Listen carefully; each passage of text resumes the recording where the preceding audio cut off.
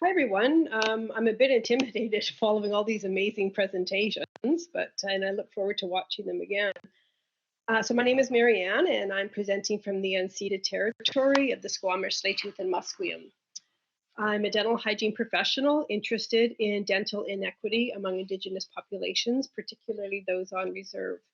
And my culminating project involved the development of a culturally relevant oral health promotion project at a school in North Central BC serving a neighboring reserve. I can't forward. Oh, there I go. Sorry, I want to, whoops, daisy. Okay, let's go back here. I want to start by acknowledging these people. Daisy and Elder Pat on the tier were both incredible resources who were instrumental in the development and implementation of this project. And the photo in the center is from the school's garden. Dr. Leanne Donnelly from the UBC Faculty of Dentistry was my supervisor, support system, and teacher, and godsend, I'd have to say. And Dr. Honora Odo is the physician who saw the need for a program and invited us on board. Funding was provided by a grant he secured and from the Faculty of Dentistry. So I want to take you on my journey through this project to show you my thought processes and share my light bulb moments and how they informed this project. And these 7 points highlight my learning experience that I want to share with you.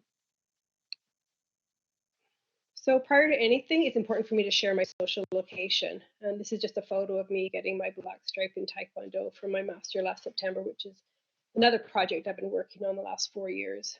But as you can see, I'm privileged. I always knew I was lucky, but until this program, I didn't realize how privileged I am. And that just by presenting as Caucasian and a boomer, my presence is felt, and not always in a positive way. And as a settler, it's important for me to recognize and acknowledge what I represent when with a marginalized group.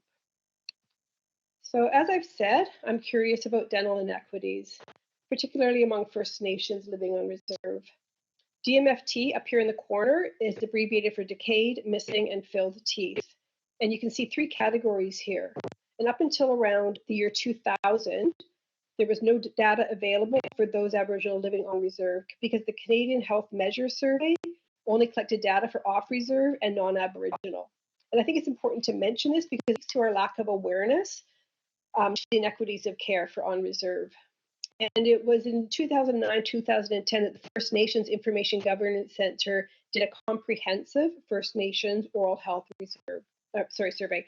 And you can see clearly the disparity among these 3 populations, with those living on reserve, youth and children having almost twice as many of the decayed, missing, and filled teeth. So one of my first questions here is, why is there such a difference? So the simplest answer to why is a lack of access to care. And as you can see, only 52 of the 203 reserves in BC have a clinic on reserve. And this doesn't mean that they're necessarily functioning, because a clinic is described as anything from a chair to a full state-of-the-art clinic. And it also doesn't mean that there are staff there to operate these clinics. And in fact, only 150 of the 203 reserves have access to oral health care. So, of course, I wanted to know, how does this happen? And the social determinants of health are those factors that step away from the biomedical health measurements to investigate other impacts. Social determinants have been separated into distal, intermediate, and proximal. And with the distal being those economic and political structures that are so ingrained in our systems that we're hardly aware of them until they're pointed out. And the intermediate are those like such systems such as health and education, where they're played out, such as the lack of available dental care. And the proximal are those more direct impacts, such as the crowding and poverty. So Reading and Wine suggested that colonialism is a distal determinant of health because it enforced all those things we know about: the residential schools, the Indian Act, powwows being illegal, Indian hospitals, and the list goes on. But all of this worked toward the cultural genocide, another one of my life moments. Because cultural genocide has created a disconnect from the traditional ways of being from elders and their teachings with far-reaching ramifications. I'm going to skip over intermediate and go straight to proximal for a second here, because this is where we see the damage. This is the poverty, the crowding, the racism, all of these things that can lead to increased substance abuse, HIV, suicide, and yes, even poor dental health. So this intermediate determinants of health are where we can intercept Because while a lack of access to dental care is an intermediate determinant of health, so is cultural continuity, another of my light bulb moments, which Joanna discussed a little bit there. And Reading and Wine pointed out the connection with elders and their knowledge is an important aspect of cultural continuity. And Chandler and Lalonde, in their 1998 article, looked at suicide rates among BC First Nations communities to determine why some communities had high rates while others were non-existent, and determined that efforts toward cultural continuity were consistent among those without suicide. So this shows us that when efforts are made to reconnect culture, there can be a decrease in the negative proximal outcomes. And so this is where we can step in. This is our gateway to create change, because it doesn't help to stand back and wait for access to care to improve. We need to take the opportunities we have now to be a part of change. And this is a picture of Elder Pat picking berries. And in the next picture, you can see her sharing those berries with her grandson. So how can we be a part of this change? And one way this can be done is through culture as treatment. Another of my light bulb moments that I was introduced to in Barker et al.'s 2017 article, where they defined this as a treatment that emphasizes the significance of interconnectedness in healing, alongside the revitalization of traditional values to reclaim community wellness. So Flicker et al.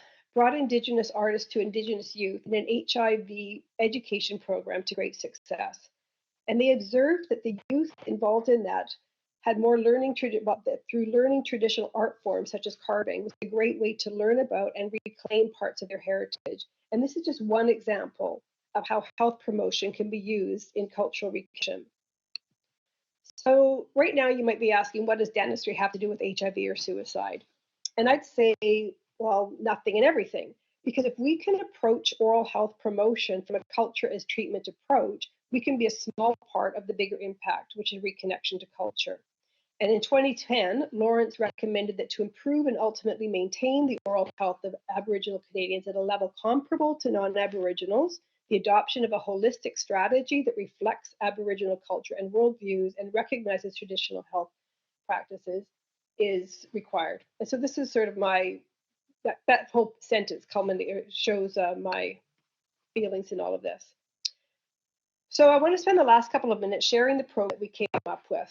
The school is a K-12 with 37 students, primarily First Nations, and 3 teachers. The students are bused in from a reserve about 10 kilometers away and is in a remote area of northern BC. So Daisy held a community forum coming up with these ideas: ensure community input is used, coordinate with someone in the community, be culturally sensitive and include culturally relevant information, and finally provide a meal with foods that are good for us. Okay, so this is what we came up with. For the first presentation, 3 students in grades 10, 11, and 12 helped me in the presentation and in oral health education. On the left are some of the slides we presented in October, where we talked about a land-based diet, bridging what animals eat and how that's similar to diet, and how it's similar to healthy food, and we provided a meal using these foods. And we also talked about similarities between human and animal teeth.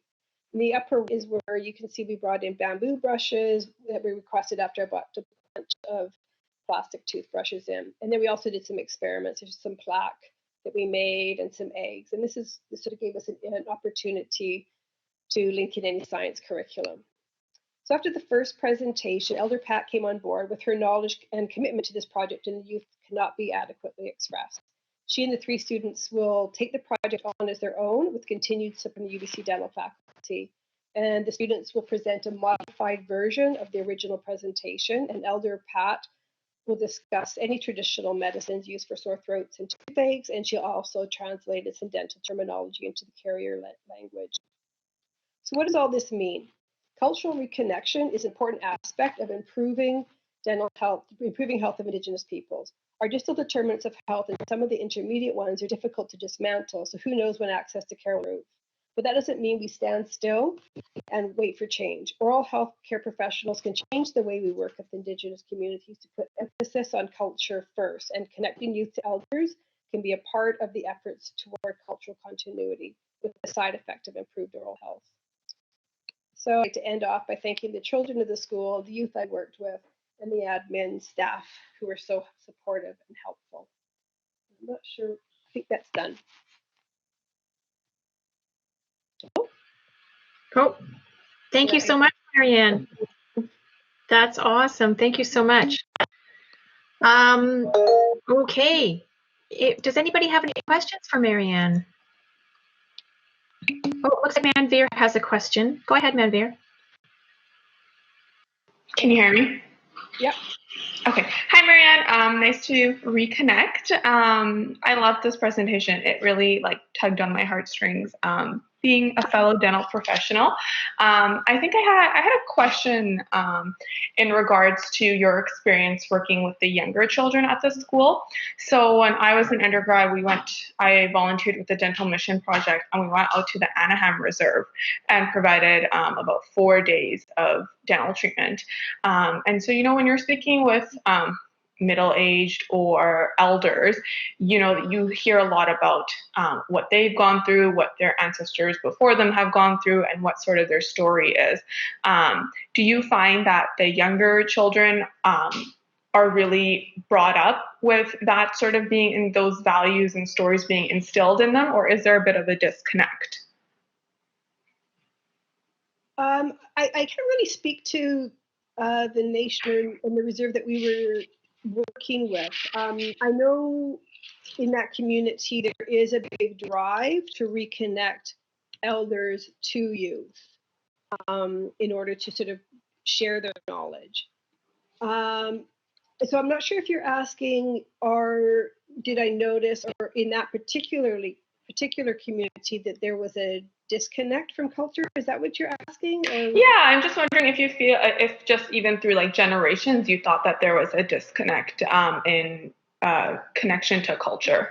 Okay, I can't speak to that particular community, but from the research I've done, there definitely is a disconnect, and that's what a lot of this drive is for, and I've noticed it in a lot of the other health promotion programs, projects, that there is typically some sort of effort to reconnect culture within the health promotion. That should, and in fact, that's sort of what my argument is that that should actually be the main goal, should be culture reconnection, and the secondary goal should be whatever the health promotion project is.